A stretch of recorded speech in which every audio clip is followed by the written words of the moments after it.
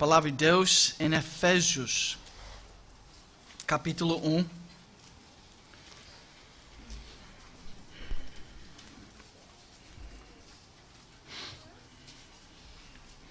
Onde nós queremos ser lembrados e adentrar um pouquinho mais, cada vez que nós estudamos a Palavra de Deus, na verdade, é um pouquinho mais numa visão exaltada do nosso Senhor, Deus e Salvador. Então, para este fim, vamos estudar e meditar no capítulo 1, versículos 3 a 6, onde é enfatizado as promessas eternais e graciosos do nosso Pai, aquele que nos adotou. Então, vamos estudar um pouquinho mais estas preciosas palavras em versículos 3 a 6. Vamos lembrar um pouquinho sobre o tema desta carta. Você pode lembrar que Paulo estava naqueles viagens missionárias dele. Lembra que ele foi salvo.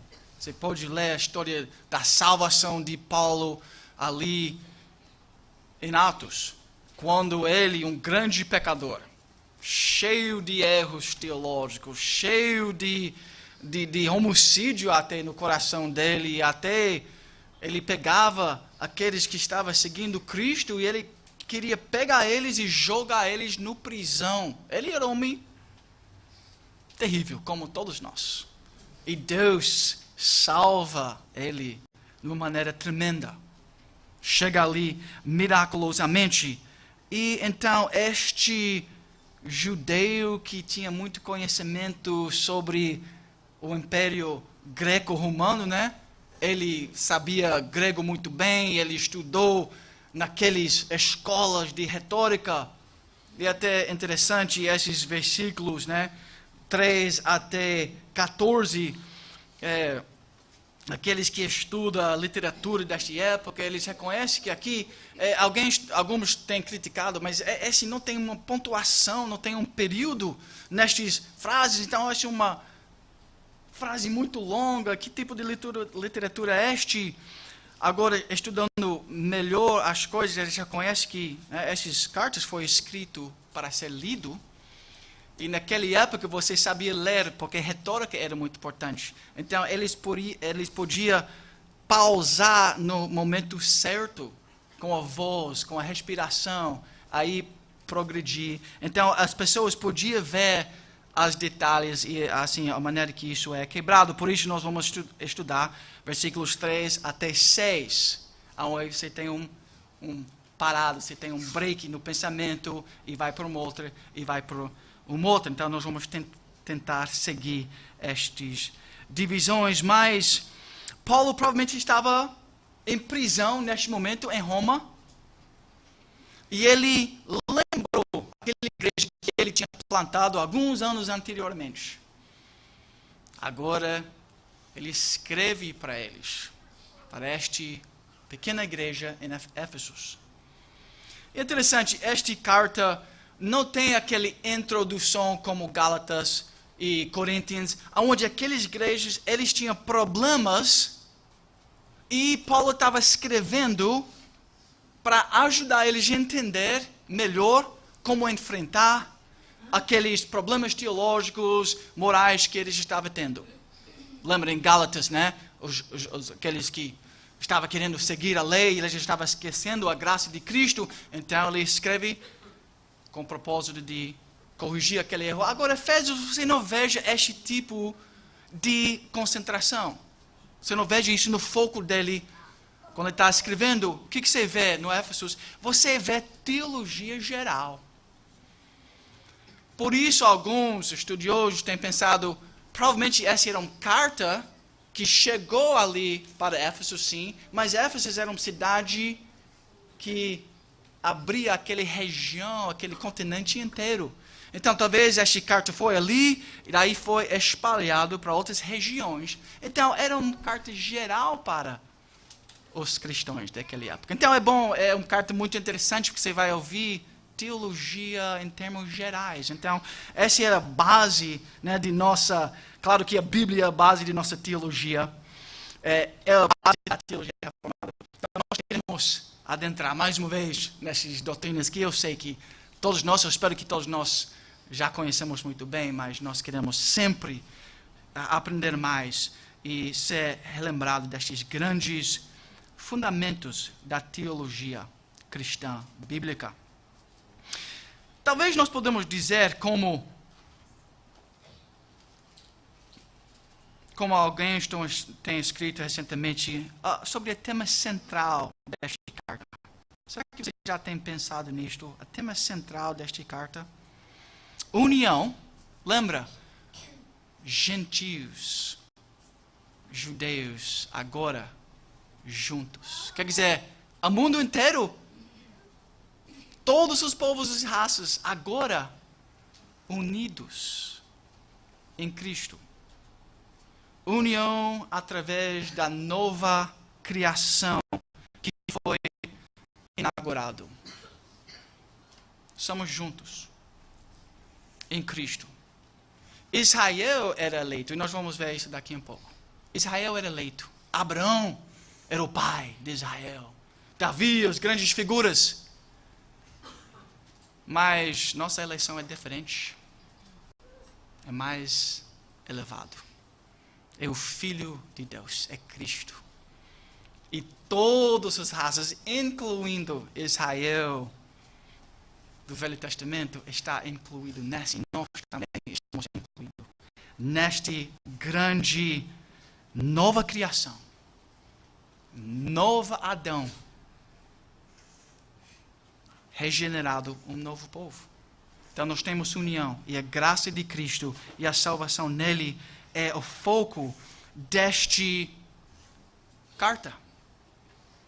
Então ele começa na carta escrevendo sobre esses grandes temas e ele finaliza a carta mostrando para esse novo reino, né? Esse novo povo, essa nova criação, a maneira que nós devemos viver diante deste Pai que nos adotou.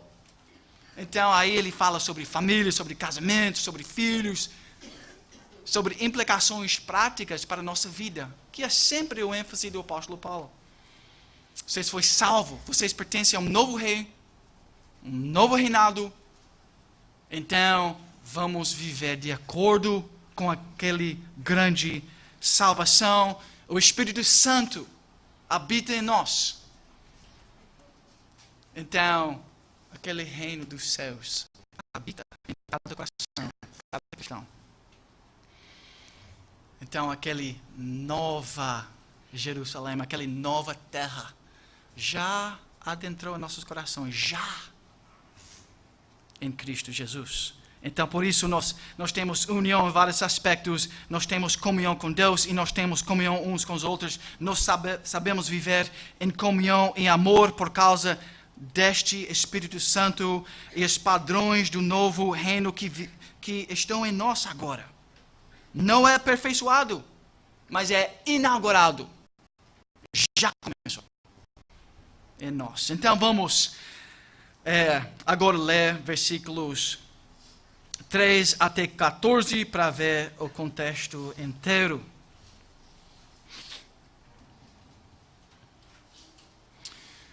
Bendito o Deus e Pai de nosso Senhor Jesus Cristo, que nos tem abençoado com toda sorte de bênção espiritual nas regiões celestiais em Cristo. Nós acabamos de falar sobre isso. Assim como nos escolheu nele, antes da fundação do mundo, para sermos santos e irrepreensíveis perante ele, e amor nos predestinou para ele, para a adoção de filhos por meio de Jesus Cristo, segundo o beneplácito de sua vontade, para o louvor da glória de sua graça, que ele nos concedeu gratuitamente no amado, no qual temos a redenção pelo seu sangue, a remissão dos pecados, segundo a riqueza da sua graça, que Deus derramou abundantemente sobre nós, em toda a sabedoria e prudência, desvendando-nos o mistério da sua vontade, segundo o seu beneplácito que propusera em Cristo, de fazer convergir nele, na dispensação da plenitude dos tempos, todas as coisas, tanto do céu como a terra. Nele digo, no qual fomos também feitos herança, predestinados segundo o propósito daquele que faz todas as coisas conforme o conselho da sua vontade, a fim de sermos para o louvor da sua glória, nós, os que de antemão esperamos em Cristo, em quem também vós, depois que ouvistes a palavra da verdade, o evangelho da vossa salvação, tendo nele também crido, fostes selados com o Santo Espírito da promessa, o qual é o penhor da nossa herança, até o resgate da sua propriedade, em louvor da sua glória. Vamos orar mais uma vez e pedir a bênção de Deus sobre nossa meditação nesta passagem. Ó Senhor, nosso Deus, que é grande em misericórdia e amor, nós estamos diante de Ti, Senhor, Teu povo, aqueles que ouviu nesta manhã Teu chamado, e nós estamos aqui presentes, Senhor, reconhecendo que nada somos. Nós somos dependentes de Ti. Nós precisamos de Ti, Senhor. Nós precisamos a presença do Teu Espírito Santo poderosamente em nossos corações neste momento.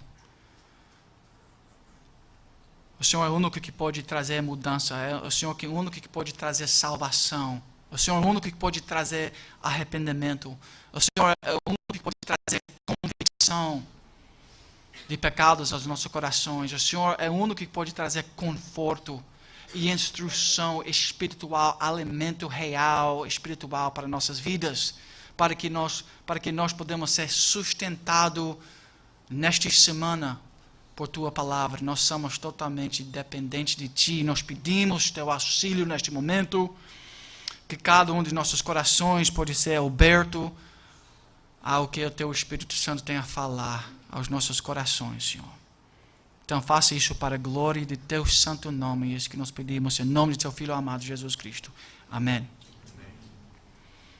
Quando você lê esta passagem, talvez você pense na grande tema da reforma. Não é isso que você ouve quando você lê esse texto? Sola Dei Gloria. Sola Dei Gloria. Sola Dei Gloria. A Deus unicamente pertence a glória e louvor. Este é o coração de alguém que reconhece a grande graça de Deus.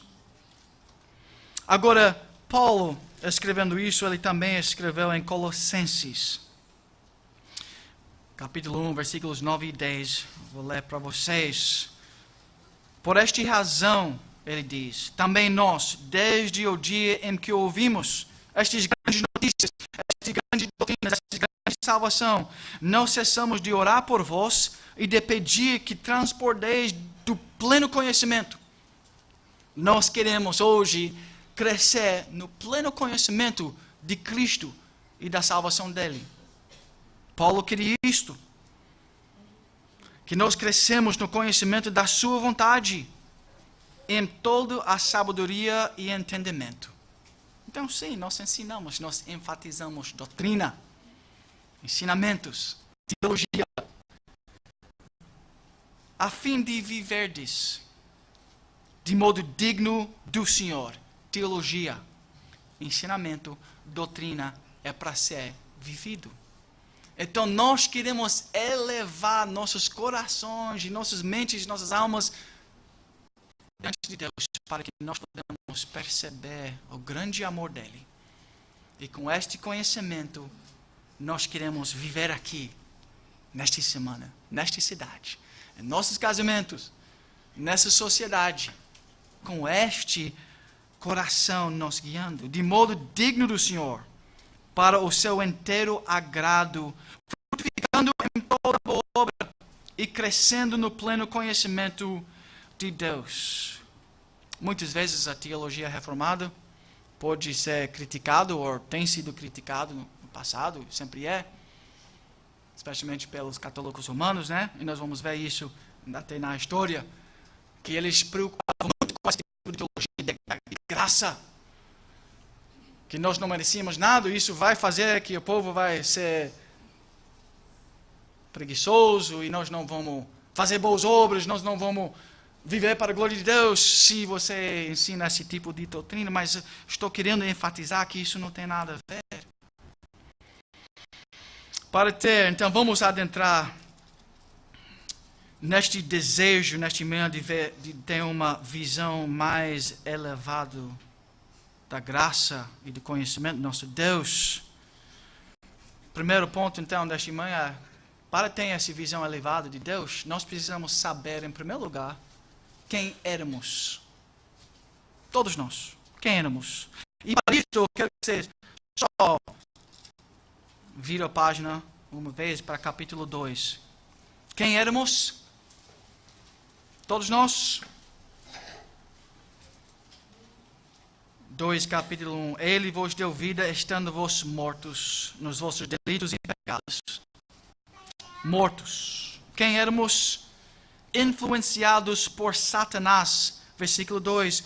Nos quais andastes outrora, segundo o curso deste mundo, segundo o príncipe da potestade do ar, do espírito que agora atua nos filhos da desobediência. Pense no Paulo neste momento. Ele conhecia aquele império greco-romano, todo aqueles problemas, os pecados, idolatria pagão que esteve ali reinando, e éramos parte disto, todos nós. Controlado pela luxúria, 2, versículo 3, entre os quais também todos nós andamos outrora, segundo as inclinações da nossa carne. Pessoas desviantes, seguindo nosso bem-prazer em primeiro lugar. Este, na verdade, que foi o grande problema de Adão no começo. Ele negou a Deus, a autoridade de Deus, a palavra de Deus, e ele seguiu os próprios desejos que saiu do coração dele. Ele abandonou a Deus e quis seguir, em primeiro lugar, os próprios desejos. Essa semana eu estava ali em São Paulo, estudando lá por uma semana. Vocês conhecem a universidade chamada Mackenzie, que foi uma universidade doado, né, um terreno doado por um casal missionário, provavelmente mais de 100 anos atrás, ali num barrinho, ali naquele lugar chamado São Paulo. E esse casal cristão, que começou uma escola cristã, doou essa terra para a igreja presbiteriana. Hoje é um dos maiores universidades do Latinoamérica. E eu estava andando por lá toda essa semana, em frente desta universidade, e o que eu vi? Um montão de meninos, né, 20 anos, 22, 25, por aí. Muitos deles bebendo álcool. E você pode ver a progressão, né? Eu vou viver para a minha glória, eu vou fazer a minha vontade. Depois você vê um grupo que eles estão fumando maconha. Um montão deles, você passa por lá, quase você sai um pouquinho mais alegre, porque você não escapa do ar que é cheio deste maconha. Aí você anda um pouquinho mais, aí você começa a ver aqueles que estão, talvez não os estudantes agora, porque os estudantes são de famílias geralmente ricos, mas você anda um pouquinho mais, você vê pessoas viciadas em crack e coisas piores. Eles estão dormindo na rua com aqueles cobertores bem grossos. Chuva à noite, mas eles estão lá embaixo desses cobertores. E você vê um cara tremendo assim, querendo comida. E ele está totalmente quebrado. Você dá uma maçã para ele, mas você vê que ele precisa muito mais do que isso. Aonde tudo isso começou? Essa trajetória começou ali com um rapaz que não queria obedecer ao pai, que queria jogar videogames em vez de fazer as coisas certas. Esses são a gente fora de Cristo, segundo as inclinações da nossa carne. É pequenas decisões. Nós vamos obedecer a Deus ou nós vamos seguir nossos próprios corações? E o problema com a humanidade fora de Cristo é que nós seguimos nossos próprios desejos. E isso leva a gente a uma vida desastrosa. Triste. E mais pior do que ser dopado e drogado com crack é ser aparentemente feliz fora de Cristo. Nós seremos aqueles só de Deus, versículo 3. Pensamentos, e éramos por natureza filhos da ira, como também os demais. Nós éramos pagãos sem Deus, versículo 11. Portanto, lembrai-vos de que outrora vós, gentios na carne, chamados incircuncisão por aqueles que se intitulam circuncisões na carne por mãos humanas. Os judeus, os gentios, vocês não tinham as promessas. Vocês eram fora do arraial, fora da família de Deus. Isso é nosso passado. Separados de Cristo. Versículo 12. Naquele tempo estáveis sem Cristo, separados da comunidade de Israel, sem esperança neste mundo. Versículo 12.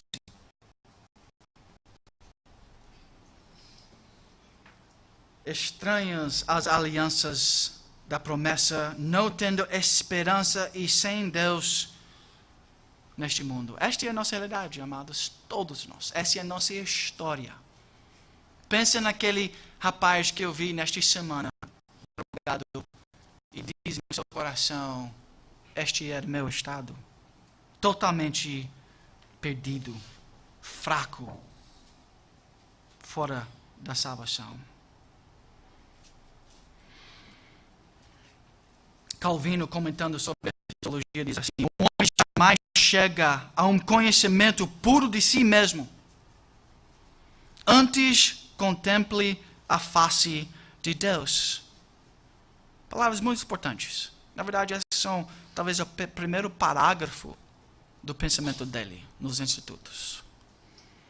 Se você não reconhece Deus e a santidade dele, você não conhece você mesmo.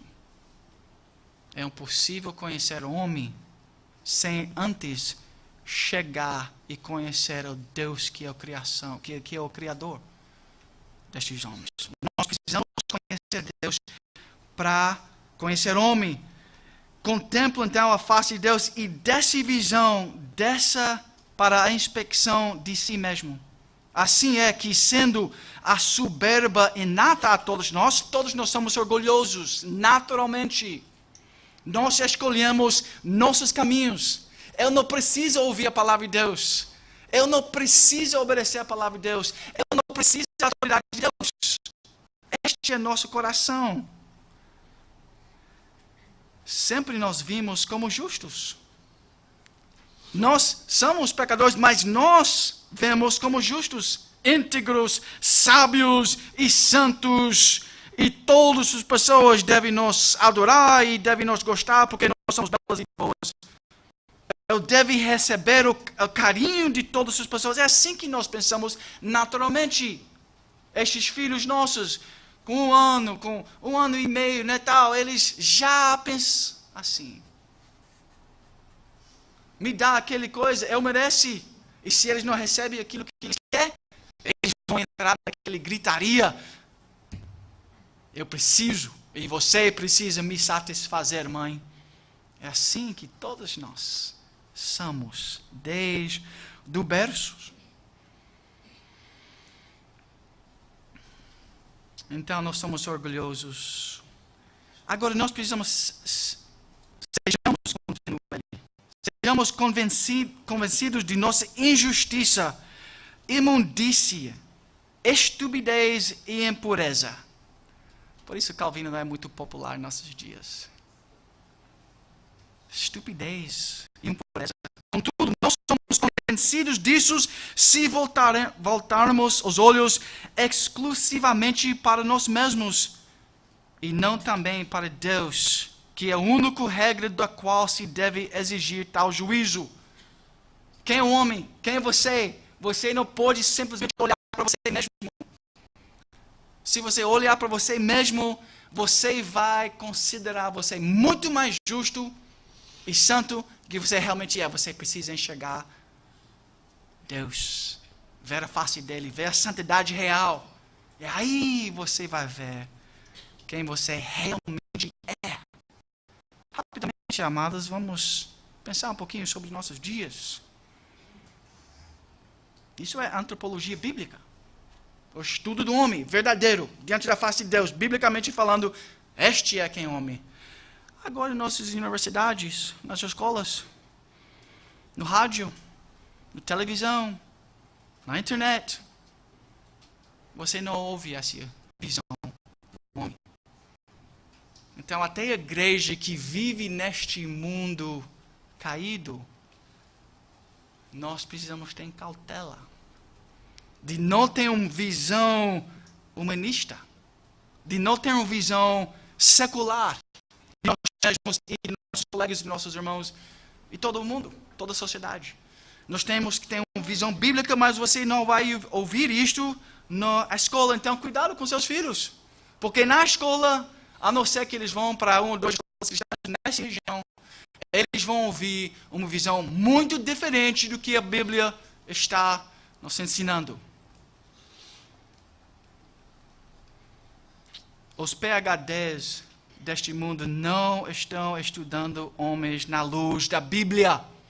Nós temos que ter cuidado. Eu estava falando ali no Mackenzie, eu estava almoçando, eu não tinha um lugar para colocar o prato, então uma professora da universidade e uma estudante, tem um lugar aqui, pode sentar aqui e tal. Eu comecei a falar com elas.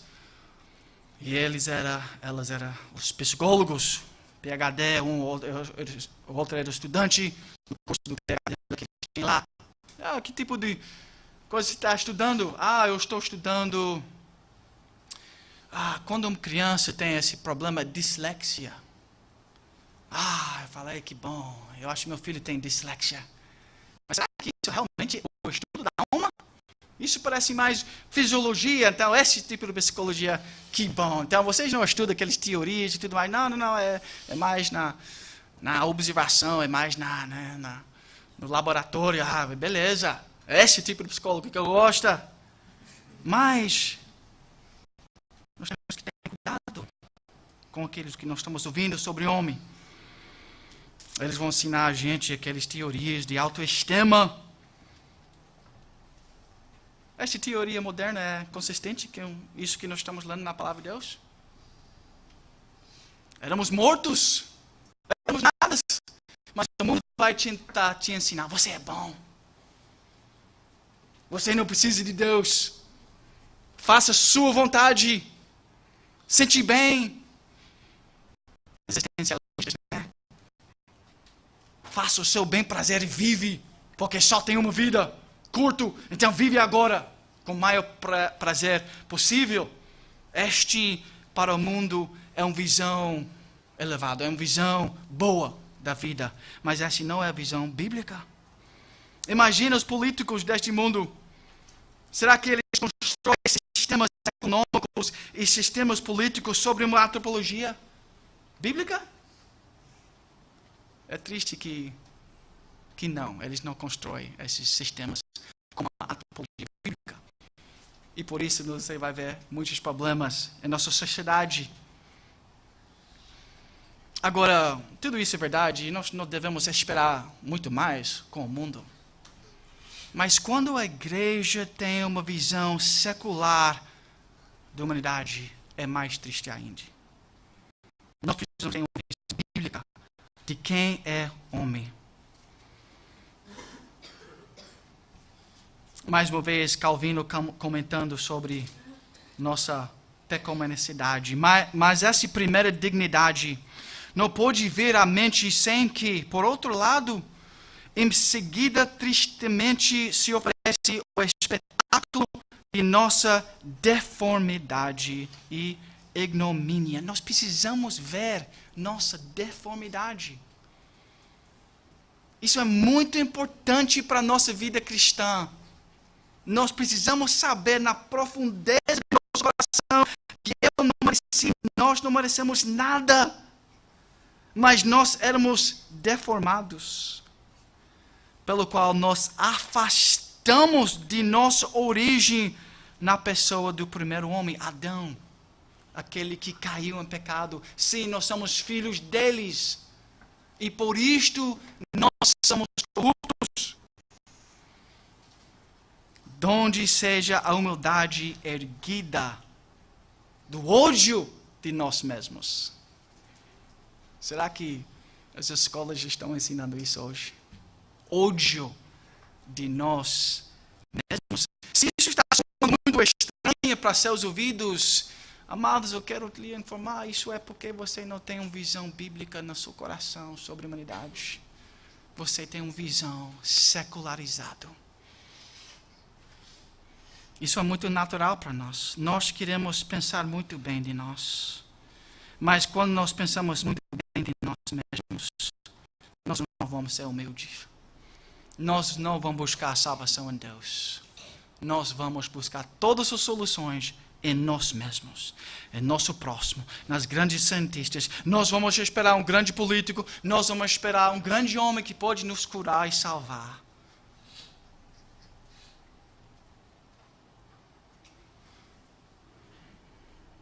Mas nós precisamos hoje a nós mesmos. Aí, a partir daí, nós podemos buscar com zelo a salvação que está em Deus. Romanos 15, 19 fala sobre este tema também, dizendo, porque como pela desobediência de um só homem, muitos se tornaram pecadores. Toda a humanidade tornou pecadores depois de Adão. Assim também, por meio da obediência de uma só, muitos se tornarão justos. Esses grandes homens. Primeiro Adão, a primeira criação, a primeira morte, a segunda Adão, Cristo, nova criação, nova vida, novo mundo criado nele. Esses dois homens. É nossa história também. Nossos pecados, nossas tristezas, nossas dificuldades, nossas doenças, tudo isso é por causa do primeiro homem. Você entende vida assim? As frustrações que você tem no seu coração, os problemas que você tem no seu casamento, tudo isso é por causa daquele velho Adão que habita ainda em nós e milita contra o Espírito. Esta nova vida que invadiu, que foi inaugurado em Cristo e que habita em você agora também, vocês que estão em Cristo. E por isso nós temos uma grande guerra, um grande conflito, até na vida cristã.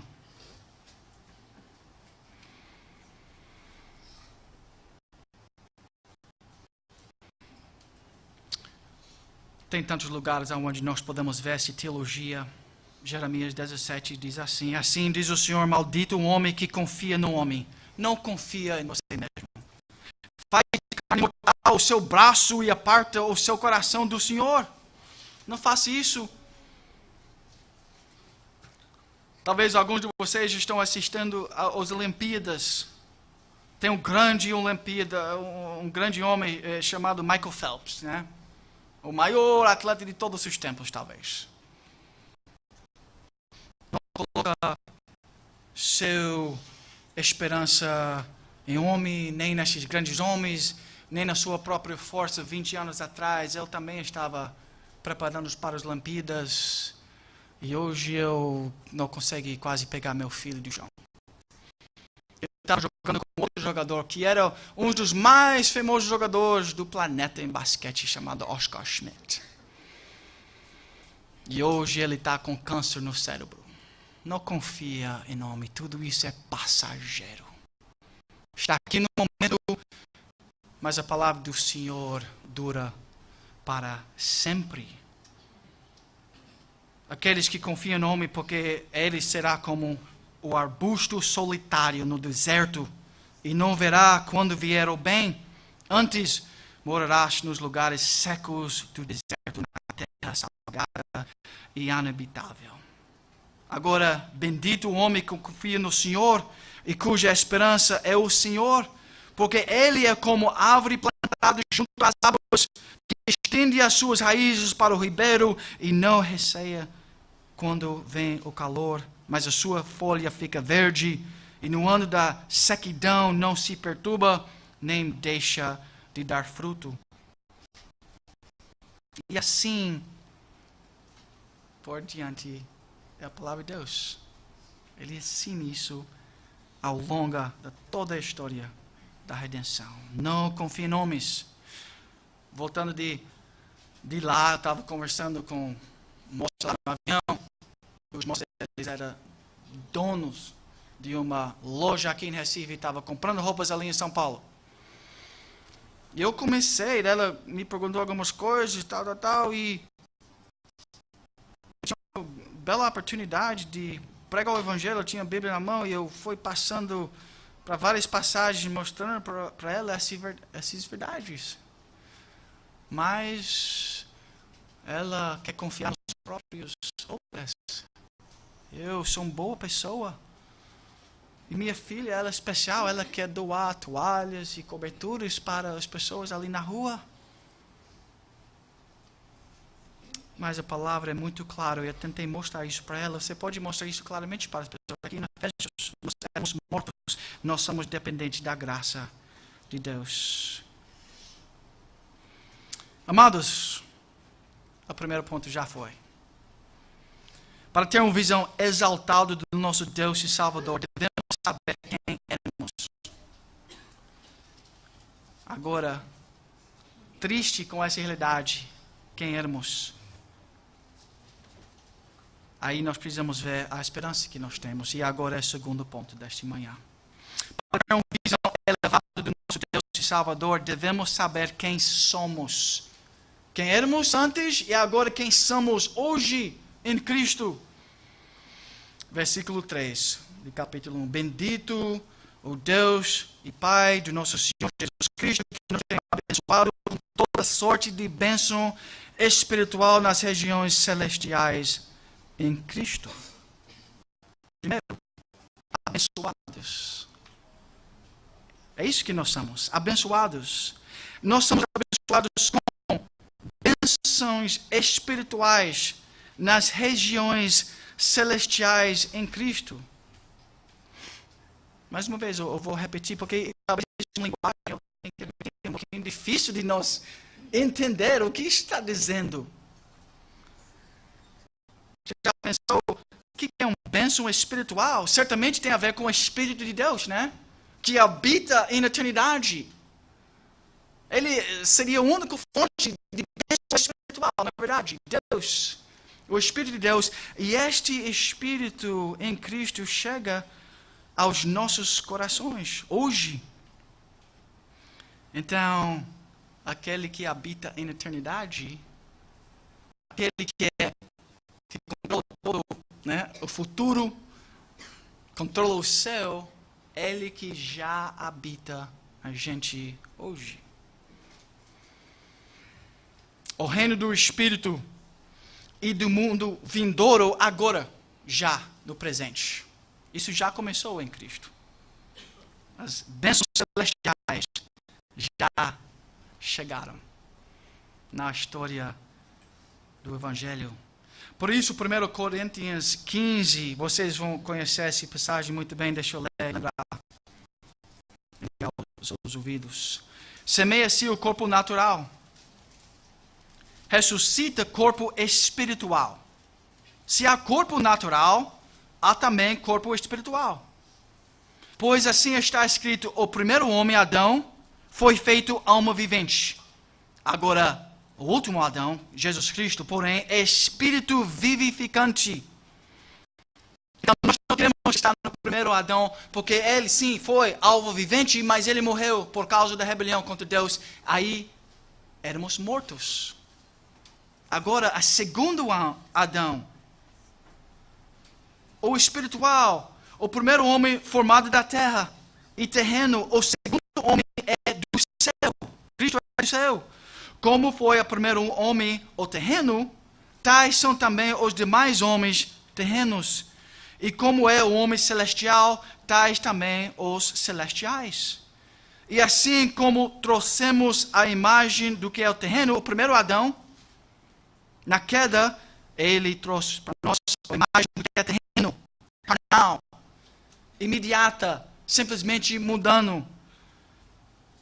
Mas em Cristo, devemos trazer também a imagem do celestial, a imagem de Deus. Adão primeiro foi criado para resplandecer com a imagem de Deus. Isso foi perdido. Por isso, os filhos de Adão, eles mataram um ao outro, né? O primeiro filho, os filhos de Adão, um matou o irmão. Homicídios. Agora, em Cristo, nós temos uma bela esperança de reguer aquela imagem de Deus. Isso é chamado santificação. Este é o nosso dever, de brilhar com este novo homem, que é dos céus, que habita na gente através do Espírito Santo. E aquele vida do céu, aquele vida de verdade, onde a santidade reina, onde a glória de Deus reina, onde a justiça, a benignidade, a felicidade reina ali, habita em nossos corações já.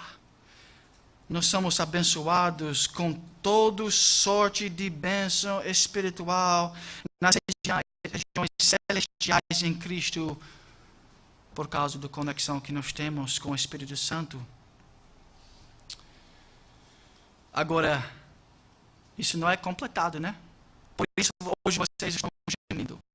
Por isso hoje, nesses dias, você está brigando com sua esposa, com seus filhos. Por isso seus filhos são desobedientes. Por isso nós temos políticos corruptos.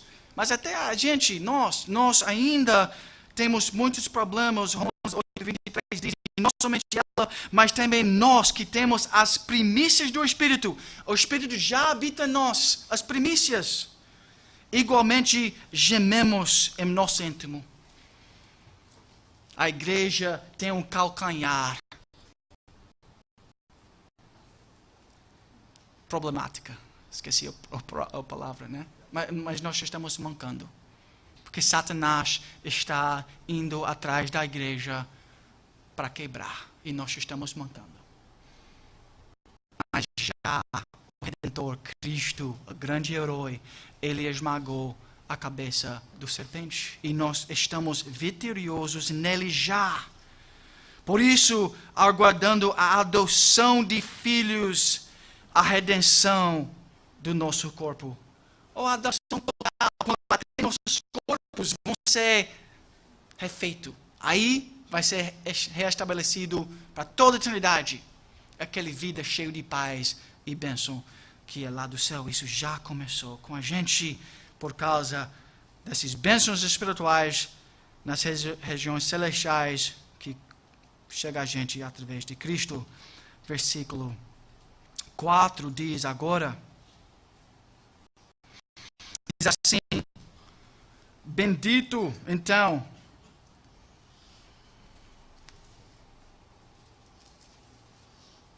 deixa eu ver, versículo 3 ainda, desculpa, bendito o Deus e Pai do nosso Senhor Jesus Cristo. Agora nós estamos também começando a ver o ênfase aqui do apóstolo. Bendito o Deus e Pai de nosso Senhor Jesus Cristo. Agora, sempre na história da redenção, no Velho Testamento, o que você vai ouvir? Por exemplo, em Lucas 1:68, o final da revelação Velho Testamento. Eu sei que é no Novo Testamento, mas é antes de Cristo tinha nascido. Olha que Zacarias fala. Bendito seja o Senhor Deus de Israel. Está vendo a diferença? O ênfase novo aqui. Bendito seja o Senhor Deus de Israel, porque visitou e redimiu o seu povo. Agora, no novo pacto, né, na nova aliança, quando Cristo chega, aqui Deus é chamado. Bendito o Deus e Pai de nosso Senhor Jesus Cristo. que nos tem abençoado com toda a sorte de bênção espiritual nas regiões celestiais em Cristo. Está vendo que é melhor das bênçãos que Abraão tinha? Eu sei que tem uma conexão, claro que tem uma conexão com toda a palavra de Deus. É o pacto da graça, que começou ali em Gênesis 3,15. Tem essa conexão. Mas a realidade chega só em Cristo. Então, por isso, bendito o Deus e Pai do nosso Senhor Jesus Cristo, no qual nós somos abençoados. Nós somos abençoados com este Pai de misericórdias e Deus de toda consolação. E o Novo Testamento repete estas palavras. Bendito Deus e Pai de nosso Senhor Jesus Cristo, que segundo a sua mútua misericórdia nos regenerou para uma viva esperança. Aquele que foi o Pai de Israel, agora se torna o Pai de todas as nações. Interessante isso, né? Ele era o pai de um povo em particular. Agora, esta graça é aberta a todas as nações, tribos e línguas e raças. Então, bem-vindos para a família de Deus. Então, nós somos aqueles que são benditos. Nós vamos agora ver que nós somos agora eleitos. Nós podemos ver isso, versículo 4 e 5. Assim como nos escolheu. Nós somos os escolhidos. Antes, nós éramos pecadores. Hoje, nós somos os escolhidos. Nós temos nossos nomes ali no céu, no livro da vida. O nome individual de cada um. Esse ponto é importante, porque hoje é negado por várias pessoas. Eles vão dizer hoje, muitos teólogos da Europa e tal, controvérsia muito grande. Essa eleição não é particular, individual, mas é uma eleição de uma igreja. Povo de Israel e de uma igreja. E aí, para ser realmente pertencente, você, através de suas obras e sua permanência ali na igreja, aí vai chegar a sua salvação. Mas essa eleição não funciona assim, não pode funcionar assim, por causa do que nós lemos na primeira parte. Capítulo 2, nós todos éramos mortos, individualmente mortos. E nós precisamos ser individualmente escolhidos e benditos por Deus individualmente. Filipenses 4:3, Paulo fala e explica sobre esta eleição individual. A ti, fiel companheiro de jugo, também peço que auxilies, pois juntas se esforçaram comigo no Evangelho, também com Clemente e com os demais cooperadores meus, cujos nomes se encontram no livro da vida. Clemente está no livro da vida. Douglas e vai ali, coloca todos os seus nomes ali, individualmente. Romanos 9:12 diz, como está escrito, amei Jacó, porém me aborreci de Esaú. Isso é bem particular, não é verdade? É bem individual. Eleição individual. Então, cuidado com novas teologias que vão tentar derrubar essa doutrina antiga e bíblica. Paulo sempre está enfatizando aqui, não é verdade, irmãos, a iniciativa de Deus. Isso é muito importante nós lembrar. Deus inicia sempre salvação. Esta eleição, Deus nos escolheu e por isso nós temos fé.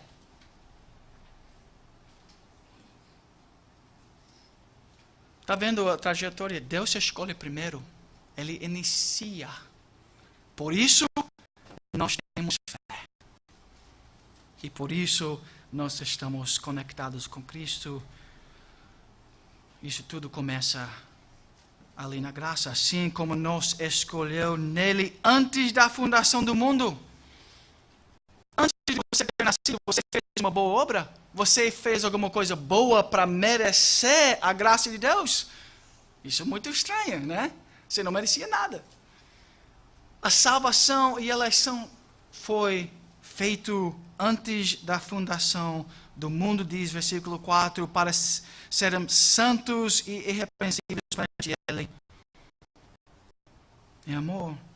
Por isso, em Atos 13, nós ouvimos, 48, os gentios, ouvindo isto, regozijavam-se e glorificavam a palavra do Senhor e creram todos os que haviam sido destinados para a vida eterna.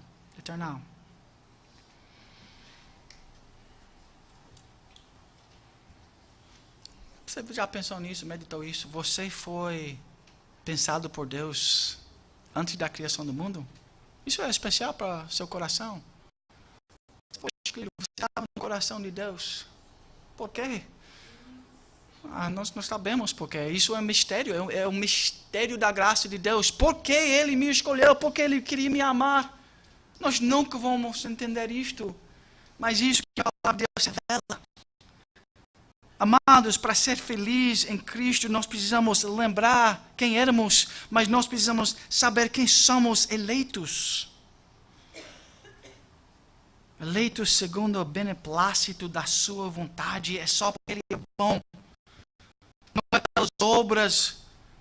Do contrário, a graça já, se é pelas obras, a graça já não é graça. Se você mereceu isso como vida boa, como esta mulher no avião queria merecer a graça de Deus, eu vou fazer coisas boas.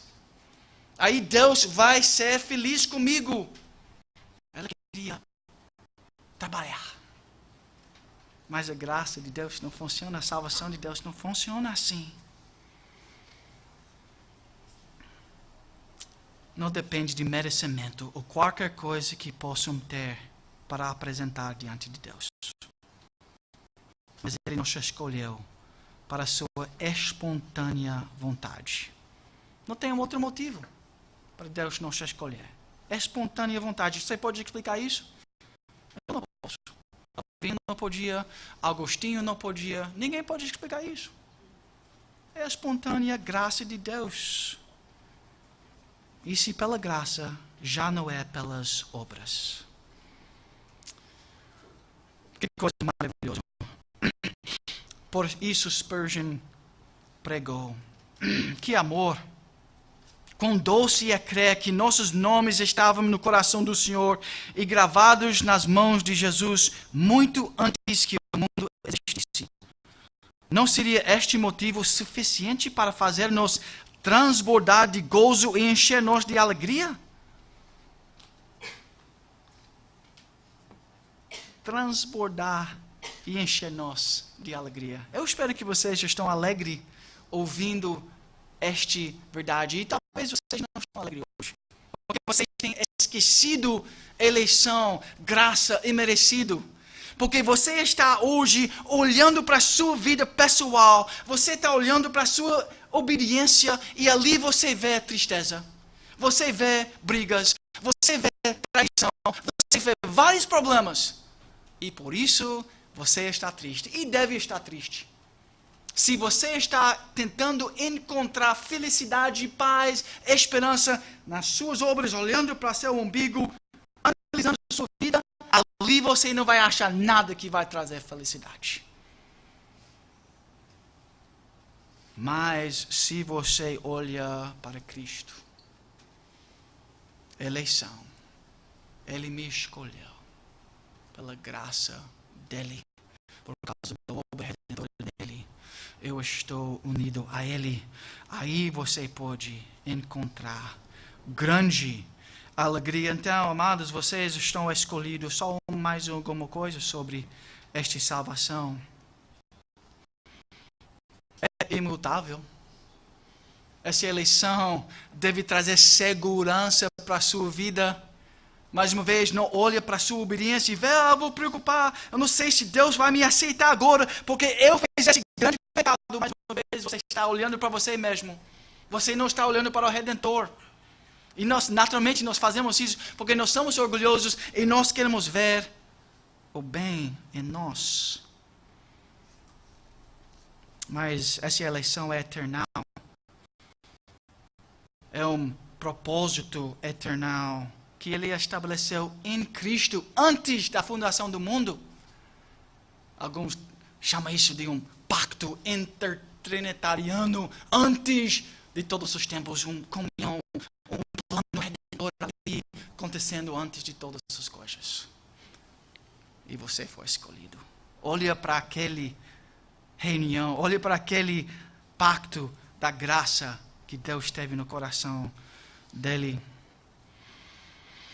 Então nós somos hoje eleitos pela misericórdia de Deus. Amados, nosso versículo 5 diz mais uma coisa. Nós predestinou para Ele, para o quê? Para a adoção. Você já pensou nisso? Para a adoção de filhos. Pessoalmente escolhido e amado por este Pai. E trazido por perto da família de Deus. Salmo 103 fala sobre isso. Pois quanto o céu se alteia acima da terra, assim é grande a sua misericórdia para com os que o temem. Quanto dista o oriente do ocidente, assim afasta de nós as nossas transgressões. Como um pai se compadece de seus filhos, assim o Senhor se compadece dos que o temem. Talvez elas são um pouquinho frio para você. Mas isso é uma doutrina, Deus já escolheu a gente, parece que Ele nem nos conheceu. Não é assim, amados.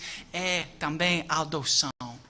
Ele é um pai presente, querido, amoroso, cheio de ternura, que compadece de seus filhos. Por isso, pai, você deve ser este tipo de pai para seus filhos. Para que ele pode ver a graça e a bondade de Deus no pai terreno. Todo pai deve ser, a imagem do pai amoroso dos filhos, mas nós somos adotados, filhos.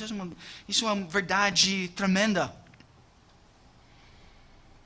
O Deus soberano do universo todo-poderoso, Ele intimamente e eternamente identifica com a gente, seus filhos adotivos, que antes eram filhos da ira.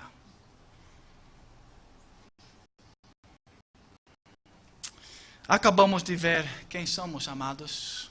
Primeiro, nós vimos quem éramos, pecadores perdidos. Agora nós acabamos de ver quem somos, eleitos e adotados por Deus. Só finalizando então, pensando nesses dois pontos, porque nossa meta hoje era ter uma visão elevada de Deus. E se nós temos essa visão elevada de Deus, que chega aos nossos corações, reconhecendo nossa pecaminosidade, na luz dessa pecaminosidade, nós vimos a graça gloriosa de Deus. Aí nós temos que concluir que nós precisamos viver para a glória deste Deus, desse Pai. Então, só vamos fazer algumas meditações finais sobre esta vivência, sobre esta nova vida que está em Cristo. Será que esta doutrina que nós acabamos de ver, que é relatado aqui em Éfesos, primeiro Éfesos, vai levar a gente a viver mal? Olha, vocês são escolhidos, vocês não mereciam nada, então vocês não precisam trabalhar. Então talvez vocês podem pecar o dia inteiro e vocês vão ver assim, essa era a preocupação.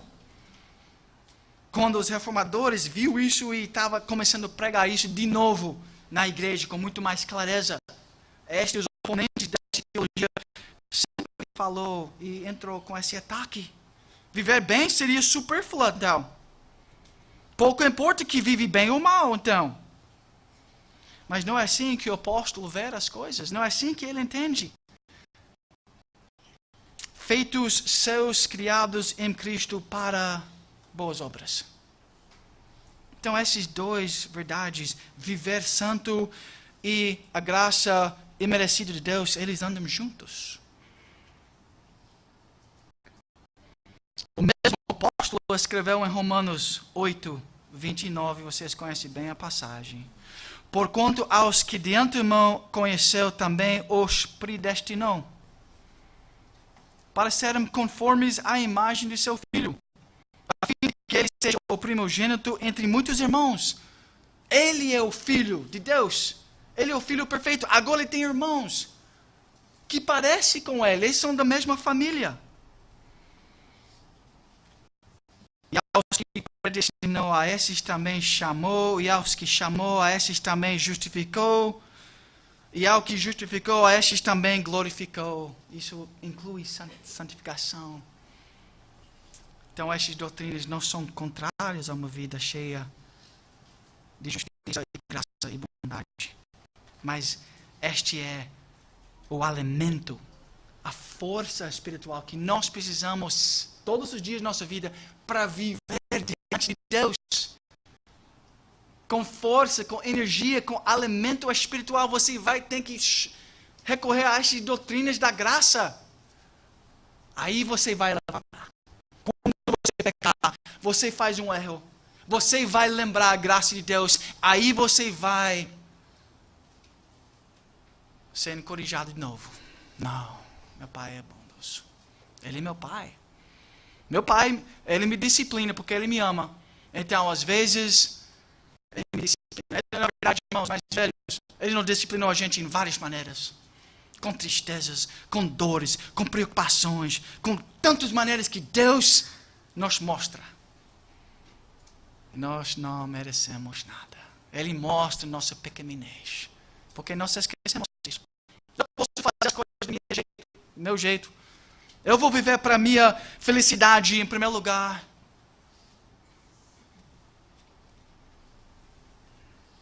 E nós pecamos diariamente.